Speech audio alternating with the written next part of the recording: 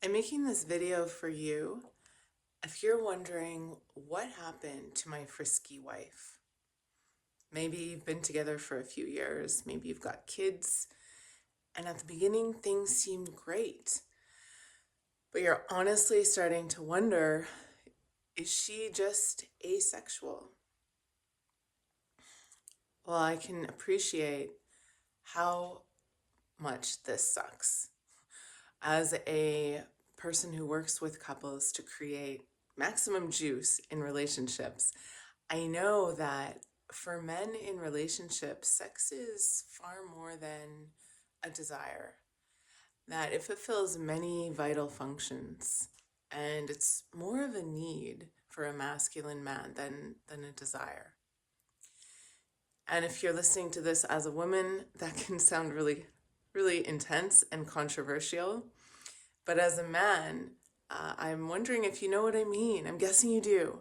There's something inside of a masculine man that needs that from his partner. It's like an oxygen to give you the fuel to carry on and do all the things that you do and stand in the world in the way that you do. So if you're in this situation, just know that it's not an easy place to be. And I want to give you a little insight on why this might be happening and some tips on how you can get out of it. So if you're honestly starting to wonder, maybe my wife is just not a sexual person, this is probably taking a toll in many parts of your life. You might even be wondering, does she even love me? And so I want to tell you something that is often missed, that's easy to miss, and that is that just adoring a woman is not enough. So what do I mean by adoring? Those are all the nice things you do for her. Those are all the acts of service. It's all the ways you show up in your relationship and your family. And don't get me wrong, those are those are necessary. Those are pivotal for happiness. But when it comes to being frisky, there's another ingredient that might be missing. So I'm going to get really nerdy and give you a math equation. And this is the equation for a frisky wife. It is adoration plus desire equals a frisky wife. What's adoration? Adoration is the what would you like to do tonight, honey? It's you're so beautiful. It's I appreciate you so much. You're so amazing with the kids. You do this really well. What's desire? Desire is a little edgier. This is where she feels like you want to consume her, you want to ravish her, like you have this primal hunger for her. She wants to feel that you can overpower her.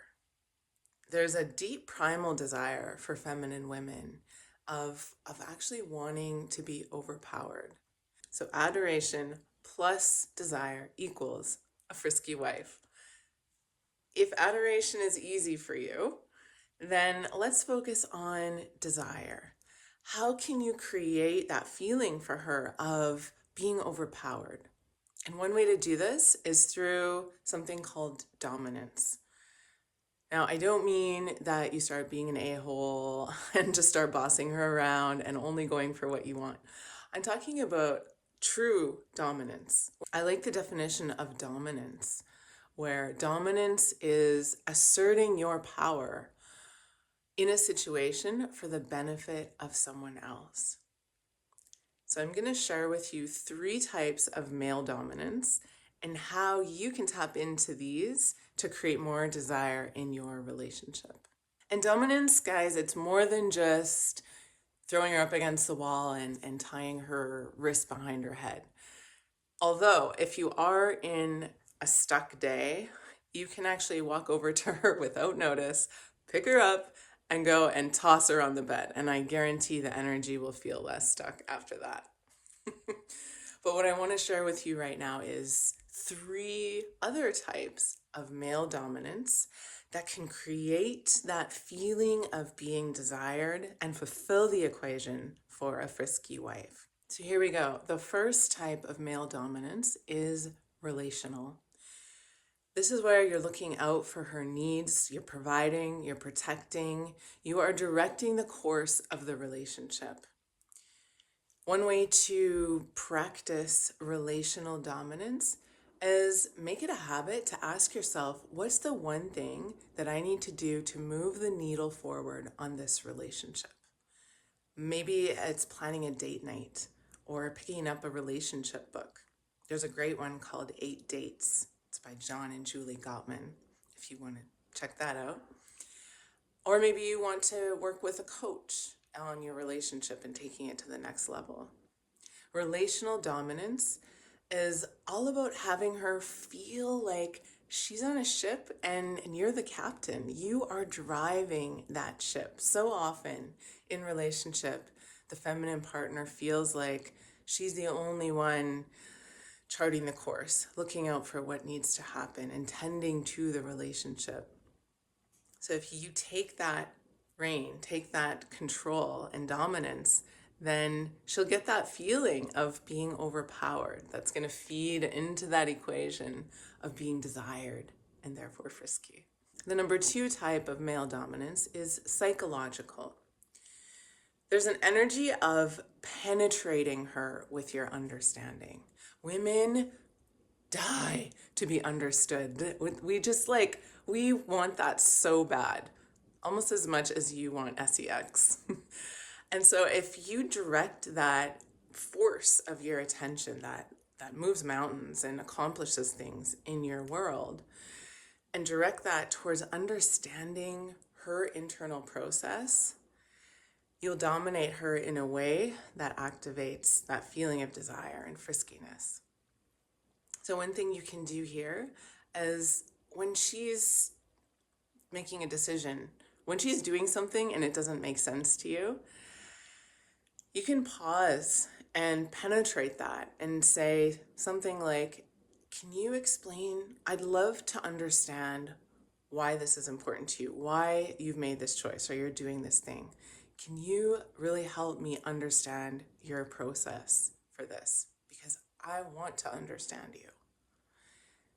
If you do that, she's going to feel so good. She's going to feel desired. A more edgy and advanced version of psychological dominance is to play with the dynamic of submission and dominance.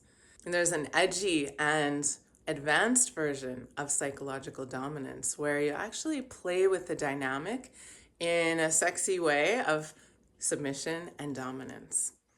You can actually play a frisky game of Simon Says just to try this out and feel what it's like to be actively playing submissive or actively playing dominant. And just a heads up, this can sometimes have hiccups, so it's good to work with someone if you want to explore for the first time dynamics of submission and dominance in your intimate realm. The third and final form of male dominance that feeds into this equation is energetic dominance. Have you ever felt where you're doing really good, you're focused, you're on your game, and then your wife walks into the room and she's just in a total disaster state? Like she's just emotional, she's going off about this, and you feel yourself getting thrown off your center. Well, it's a learnable skill to be able to be there and watch her and hear her and even support her, but not take on that energy, not be swept away by that storm. The visual I like to use is a pillar. So feeling yourself really strong, steady, centered, and allowing that energy to just kind of swirl around you. If you've got kids, you know exactly how to do this because we can't get wrapped up into every little tantrum that they have. We can stay loving and stay supported, but decide not to take on their energy. So energetic dominance is you are like that pillar or that strong oak tree, to use another visual. And she'll be able to feel that. And it's actually going to help her move through her cycles of emotion and triggers much faster. The advanced move for energetic dominance can be found in the practice of eye gazing. Now, eye gazing isn't always playing with dominance. There's different kinds, and there's a particular exercise called the eye gaze blaze, where you, as the masculine man, tap into your masculine fire, your drive, your desire, and ability to win. And you let her see that through your eyes. You let her feel that intensity penetrating her body, her being, all the layers of her. And for a feminine woman, that is wildly erotic and feeds directly into the equation of being desired and thus sexually activated. So I'd love to hear if you try out any of these tips and if it impacts your partner's desire. And if you'd like one takeaway from this video, you could sit down weekly and look at your relationship as if it was a business. What's the main one thing that needs to happen to move the needle forward? And then do that thing using this framework of the 3 types of dominance. So I'd love to hear how it goes for you and if there's anything else you'd love me to make a video on. Until next time, stay connected.